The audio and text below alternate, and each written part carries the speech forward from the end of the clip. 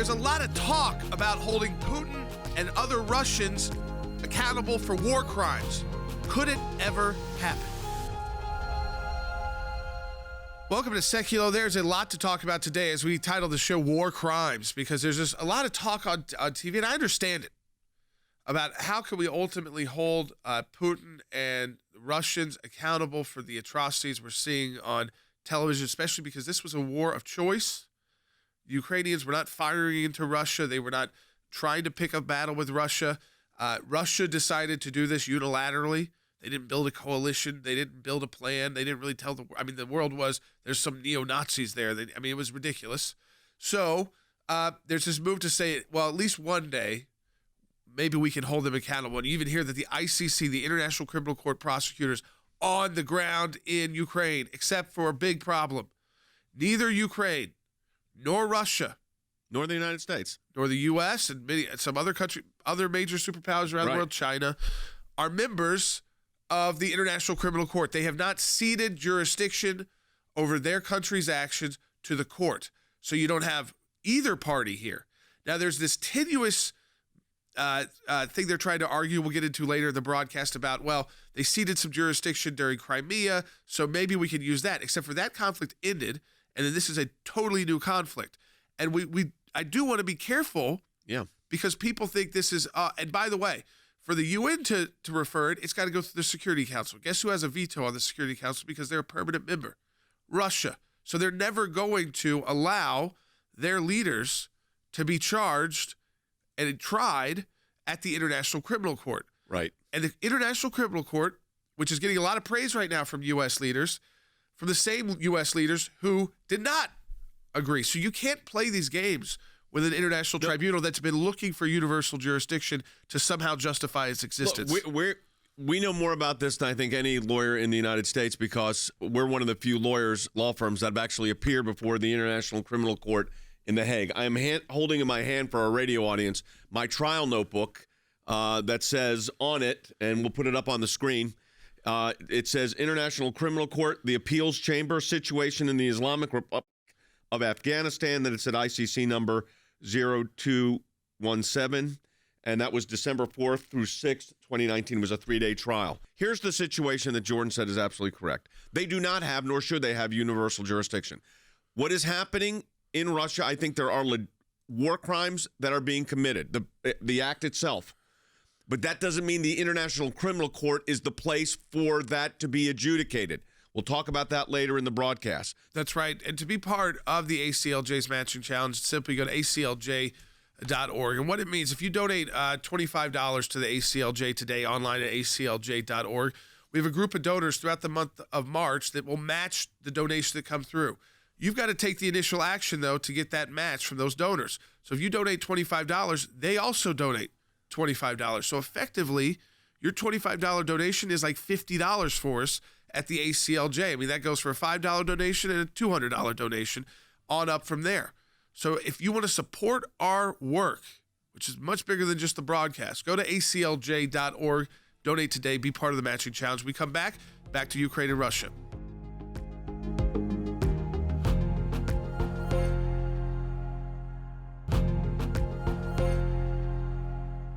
All right, welcome back to Sekulow. So there's been a lot of talk about war crimes and the International Criminal Court, because their prosecutor is on the ground in Ukraine already.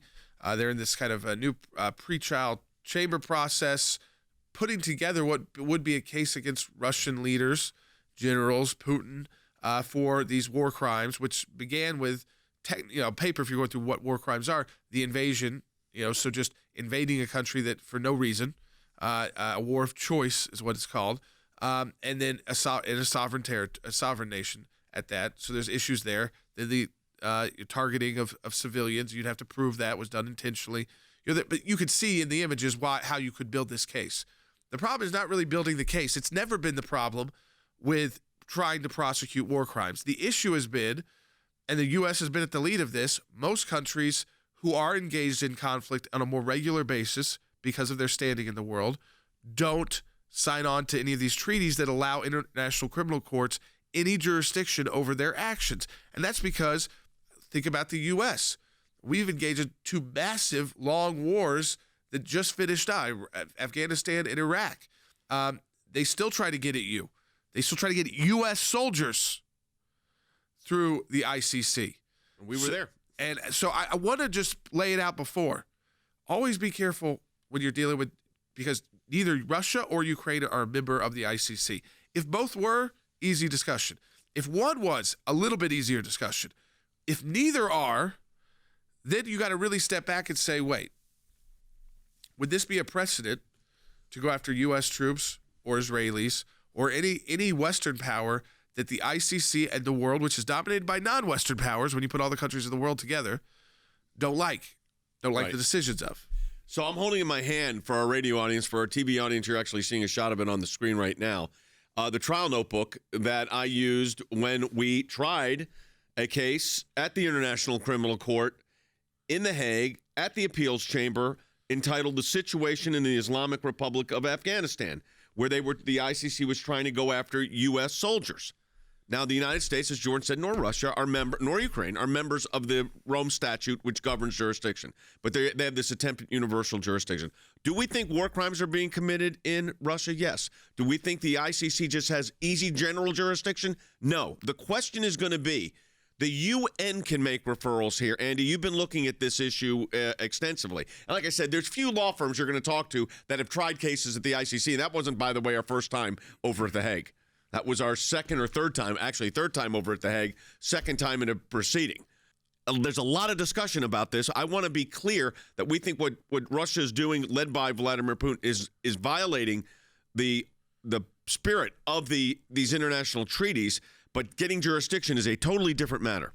That's right, Jay. Getting jurisdiction is a totally different matter, and the Office of the Prosecutor of the International Criminal Court has said he is He's on the ground. Karim Khan, who is a Queen's Counselor, who is the new prosecutor succeeding the previous one, Bensouda, and he is in Ukraine claiming that he has jurisdiction in the pretrial chamber to which the case has been referred, because he can claim he has jurisdiction, but then in order to get the go-ahead, he's got to go to the pretrial chamber, which consists of 3 judges at the International Criminal Court at The Hague, where you argued, Jay, and then they have to give him the authority to proceed further. Here's an interesting issue, though.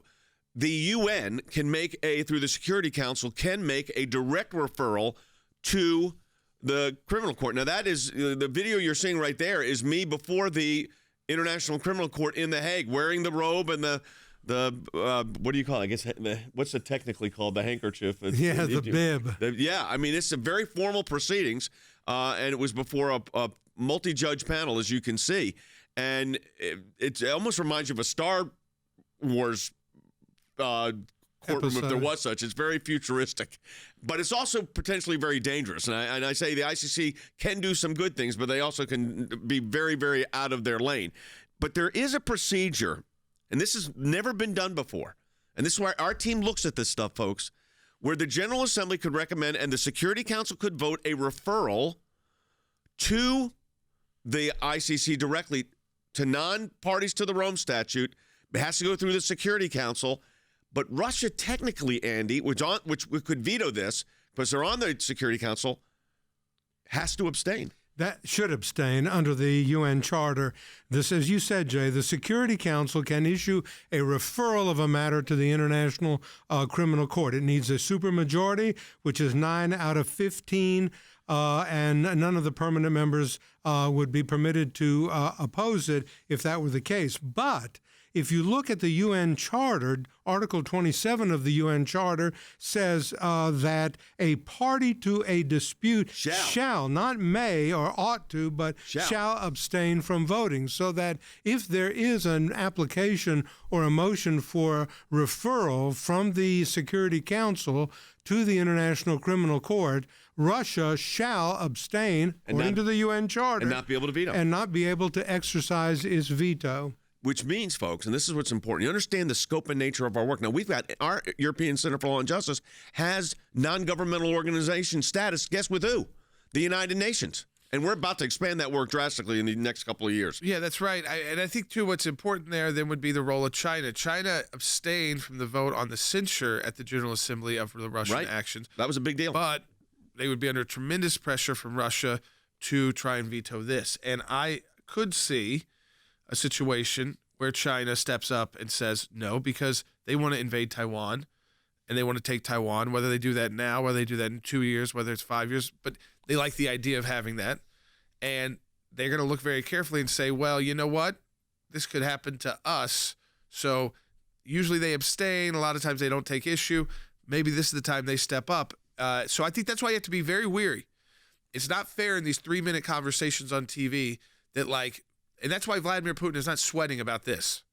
As you can see, he's got multiple options to get out of this by utilizing other players in the world who might also want to go on adventurous style military actions. It's interesting. Ukraine is now challenging, this is, I find fascinating, whether Russia should be on the Security Council at all, because the breakup of they were put on the Security Council, Andy, when it was a different country. That's the right. Soviet Union. It was the Union of Soviet Socialist Republics, and when that broke up in the 80s and 90s, the Russian Federation sort of acceded or stepped into the shoes of the USSR and ascended to the USSR seat based on a decision made by the UN Office of Legal Affairs. And I wonder if they really had the authority to do that. In any event, Russia simply stepped into the shoes of the old USSR, or Soviet Union. And Jay, as you said, Ukraine is challenging that decision. Yes, because the country that was given P5 status was not Russia.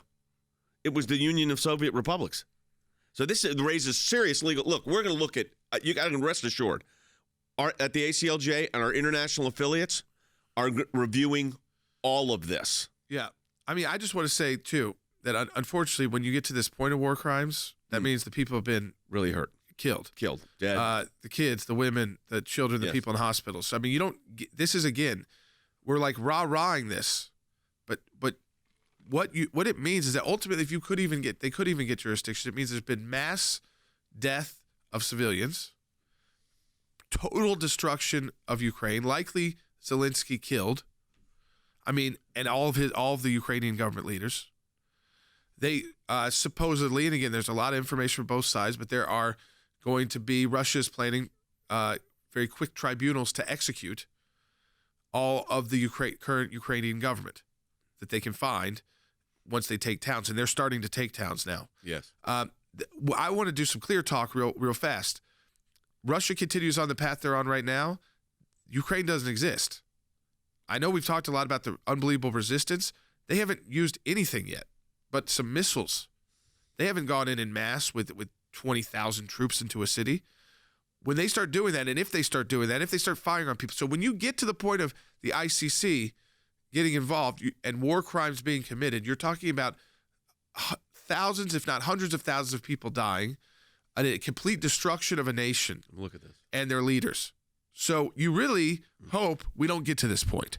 So the rah-rah on TV of the side-by-side between see the Ukrainian resistance and also we're going to prosecute Putin for war crimes, that doesn't go together. If he gets prosecuted for war crimes, likely everyone you're talking about in the Ukrainian resistance has been killed. So we don't want to get to that point. The world needs to be working how to stop this now, not how to rely on international courts that have been weak at best in trying to prosecute anybody of substance. Anyone. They've been dying to try, but they can't find anyone. And they've had if you look at their history, they have a history of hardly indicting anybody or holding anyone. I mean, it's a handful of people that matter. But this is becoming the topic of conversation almost every TV show in the country. Which is almost like a done deal. Yeah. And listen, you're talking to the lawyers that did it. It doesn't work that way. So now we got to talk about in the next segment what can be done. It doesn't depend on NATO. It's not simply NATO here. We are in a matching challenge here at the American Center for Law and Justice, and that means any amount you donate to the ACLJ, we have someone that's going to match that. So if you make a $20 gift, someone's going to give another $20, makes it $40.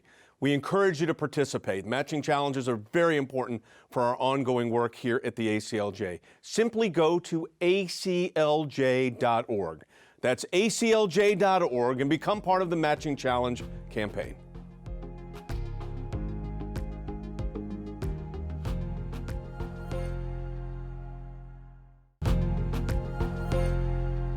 Hey, welcome back to Sekulow. So there's an interesting comment made. We've been talking about this in the past, but now Jen Psaki The White House press secretary has been caught up in it as well. I'm going to just play it for you first. Listen closely, then we'll analyze it. Take a listen. I was at the State Department. The president was the vice president the last time Russia invaded Ukraine. This is a pattern of horror from President Putin and from the cronies around him. So what is the pattern of horror? What's the unifying factor in all of this? Putin has taken these actions when Biden was vice president and now that he's president. When did Putin not take these kind of actions? When Joe Biden wasn't in the executive branch. He was excluded for 4 years. President Trump was in office. So she I don't think that's what she wanted to be saying, but literally, it's the Biden pattern of horrors, because it's ultimately, as the most powerful country in the world, the United States sets the tone. And right now the tone is, we're weak, we're divided, and our country, I mean, look at the scattershot State of the Union. It was like, it's impossible to even figure out where the focus is of our federal government, which is tough.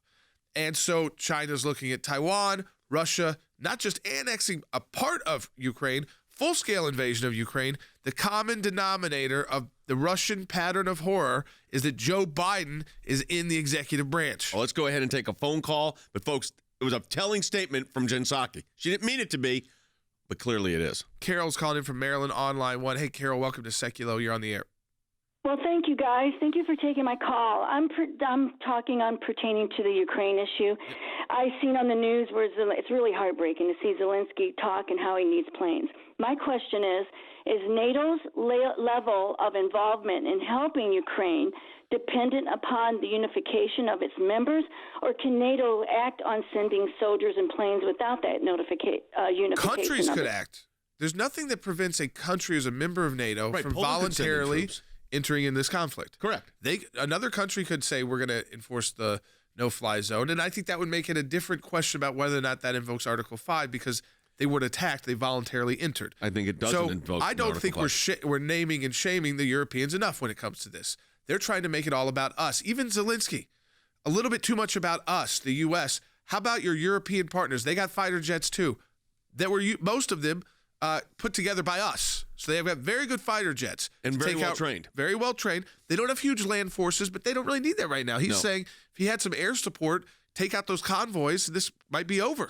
But the Europeans in these individual countries, they're hiding behind that idea of NATO instead of voluntarily deciding to get involved. So there is nothing prohibiting France, Germany, Poland, these other countries from simply engaging. UK, big the United Kingdom, from sending in troops, sending in or certainly aircraft. Doing a no-fly zone.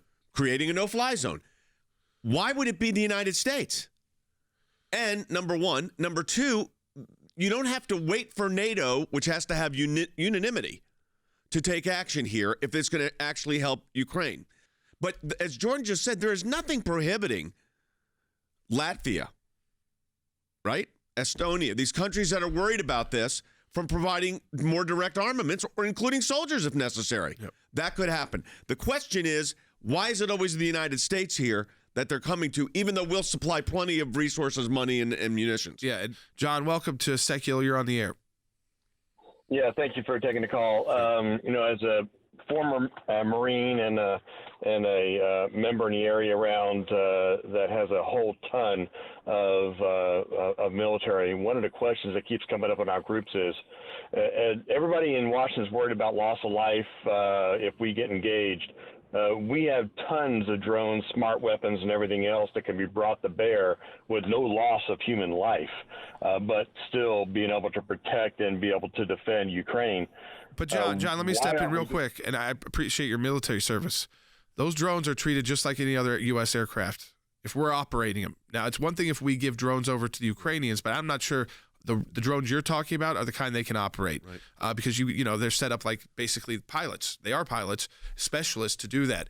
If we use a drone, and our U.S. pilots somewhere in Arizona or wherever they're based, are the ones who push the button to shoot the missile, we've engaged in the war, John. I mean, does that make sense to you? That's the fine line. You are now at war with Russia.